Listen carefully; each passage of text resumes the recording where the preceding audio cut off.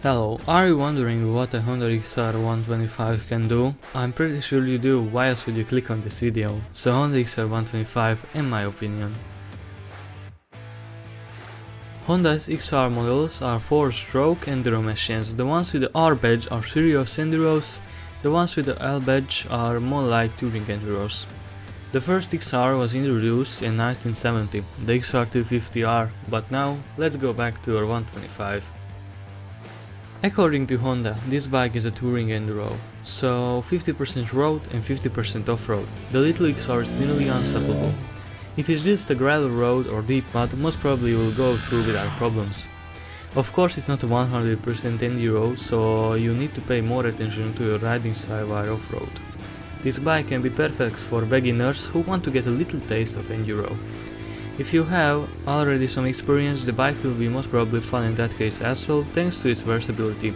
You won't spend a lot of time with repairs, it's very reliable. But now let's dive into the specs.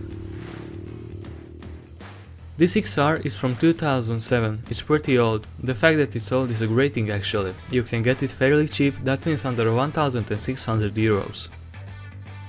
One of the most important things in a motorcycle is the engine itself. Honda decided that they won't make a new engine, so they grabbed the engine out of the Honda CG125 and put it into our XR.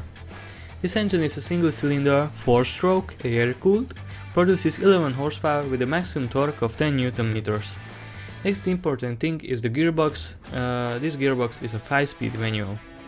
Maybe you're thinking that 11 horsepower is not enough. Well yes, but actually no, this bike can reach 110 km/h top speed when stuck.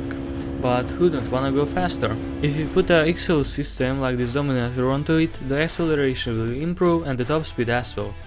That means under ideal circumstances you will be able to reach something around 130 km/h. You have to keep in mind that this is not a VFR though, and you will need some kilometers to reach that speed.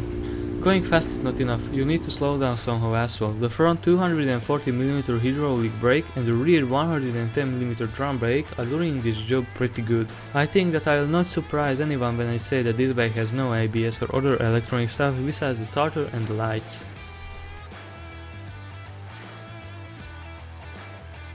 So now, we can accelerate, we can brake, but what about a 10cm hole in the road? The 31mm front forks with 160mm travel and the rear monoshock with 151mm travel will care about this problem. In my opinion, Honda did a great job with the suspension, it's not too hard for enduro and not too soft for road use. We need something that will hold the bike on the road. Tires. The stock tires are purely MT60s, they are good on or off-road. In my opinion it's not worth changing them. The XR filled up with gas weighs something around 140 kilograms. If you mention gas, the XR is not a thirsty boy when used normally. It consumes between 2.5 to 3 liters on 100 kilometers. This 12-liter tank is holding our gas. The riding position is comfortable, like on any enduro tourer. I am 180 centimeters tall, for me it's comfortable. If you're taller, don't be scared, there is plenty of room left here. The seat itself is 82.5 centimeters high.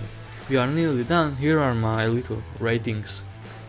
Engine power 7 out of 10, suspension 8 out of 10, brakes 8 out of 10, fuel consumption 9 out of 10, comfort 8 out of 10, and the last thing is the design. I rated at 5. You will get used to it over time, but nothing special.